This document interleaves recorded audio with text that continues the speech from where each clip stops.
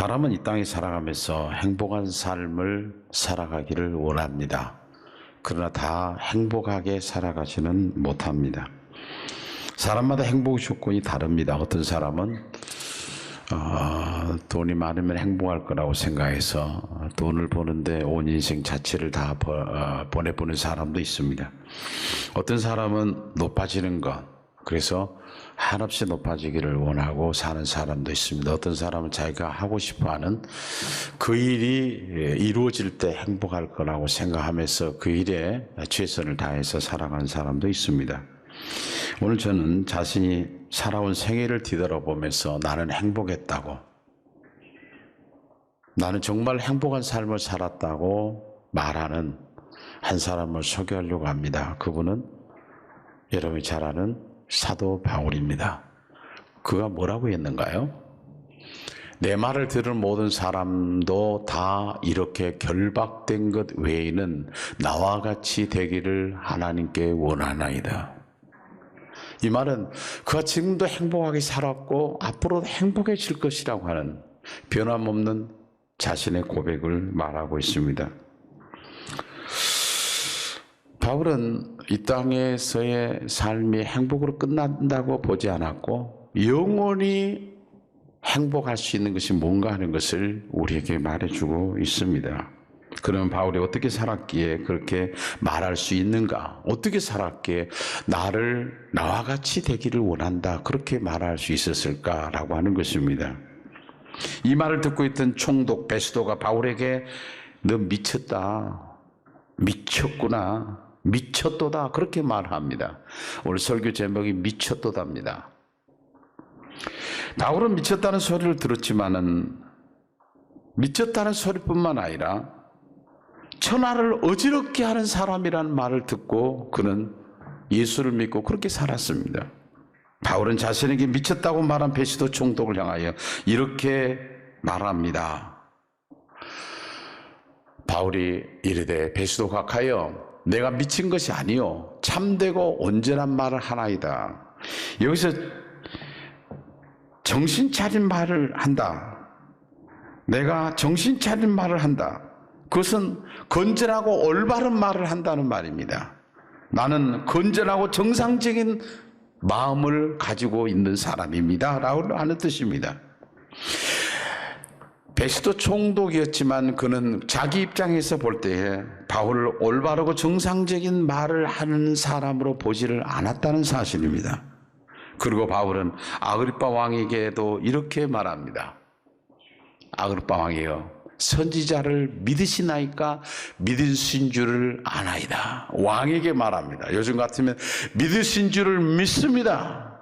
그렇게 바울이 왕을 향하여 말합니다. 그때 바울의 말을 듣고 아그리빠 왕이 이렇게 또 대답합니다. 네가 적은 말로 나를 권하여 그리스도인이 되게 하려 하는도다. 이 말은 그리스도인이 될 뻔했다는 거예요. 여러분, 우리는 왕에게 복음을 전하게 되면 그가 믿지 않을 것처럼 생각해서 평생에 왕이 그리스도의 복음에 대해서 들어본 적이 없이 세상을 떠난 사람도 있습니다. 그러나 왜 그가 그렇게 마음이 감동이 되었을까요? 내가 말은 절하지만 성령 하나님께서 역사하기 때문에 그런 일이 일어난다는 것입니다. 그러자 여기서 바울은 왕과 모든 사람이 자신과 같이 되기를 원한다고 또 말을 합니다. 이렇게 말합니다. 바울이 이르되 말이 적으나 많으나 당신뿐만 아니라 오늘 내 말을 듣는 모든 사람도 다 이렇게 결박된 것 외에는 나와 같이 되기를 하나님께 원하나이다. 바울은 말이 흐트러짐이 없었습니다. 일관된 말이었습니다. 비록 총독 앞에 초라하게 보일지 모르나 자기 앞에 앉아있는 권세자들을 향해서 결박된 것 외에는 나와 같이 되기를 원합니다.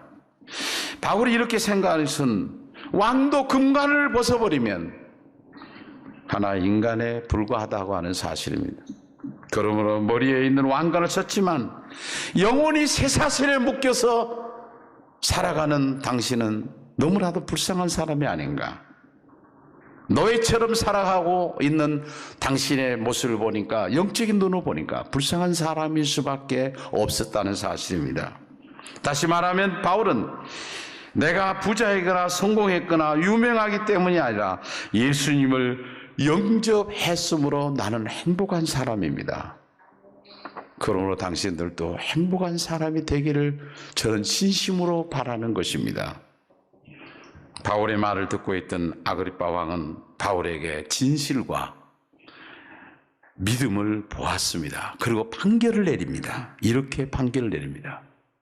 이 사람이 만일 가이사에게 상소하지 아니했더라면 석방될 수 있을 뻔하였다.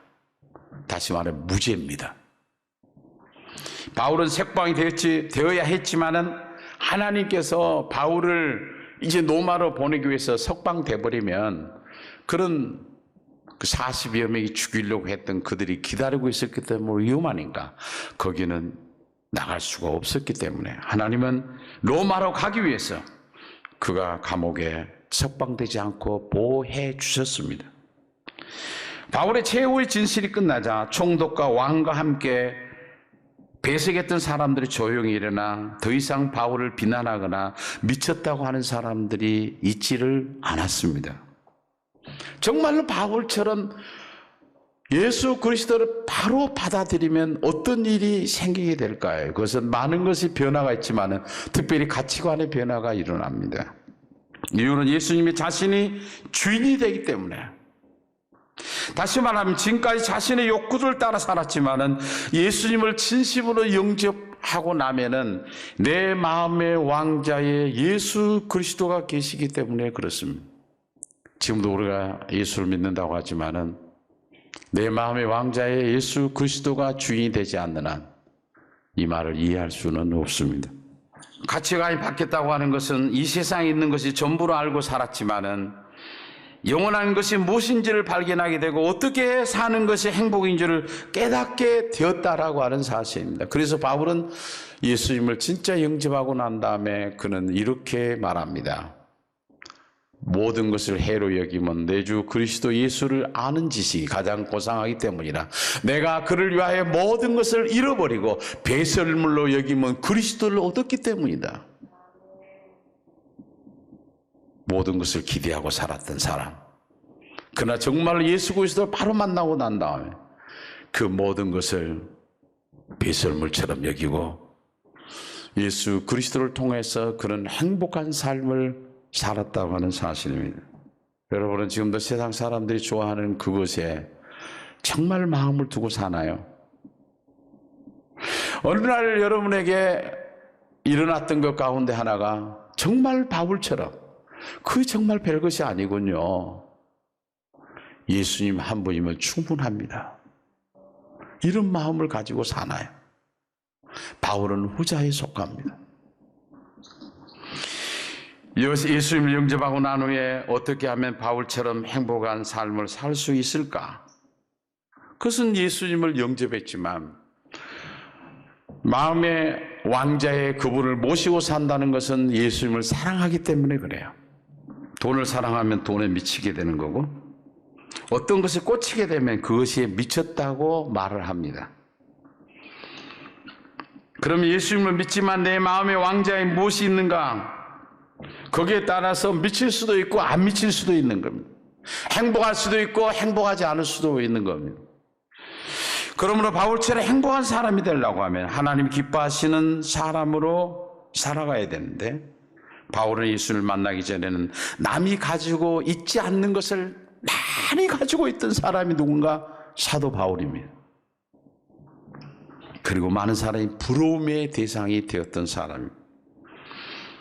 그리고 자신을 의지하고 살았던 사람이 누구냐? 사도 바울입니다. 그런데 어느 날 예수 그리스도를 만나고 자기의 중심에 자기의 마음의 왕자에 예수 그리스도를 모시고 사는 그때부터 행복한 삶을, 행복이 무엇인지 알고 살았다는 것입니다. 지금 오늘 아침에 이제 교회에 와서 설교 정리를 다시 한번 좀 보고 가려고 하는데 굉장히 제 마음에 그런 마음이 확 떠올라요. 행복이라고 하는 노래 있잖아요. 찬양. 수요일날 교회 와서 보면 김석일 목사님, 오늘 사회 보는 김석일 목사님이 찬양을 인도하는데 예배로 들어가기 전에 이 행복이라고 하는 이 찬양을 해요. 아주 참 가사만 들어봐도 굉장히 참 은혜가 되는 찬양, 진짜 맞는 찬양이거든요. 또 이 찬양을 해란 말도 안 했는데 자기가 계속 한 것은 진짜 행복이 뭔가 하는 것을 알기 때문에 그렇지 않나라는 생각이 드는데 한번 볼까요?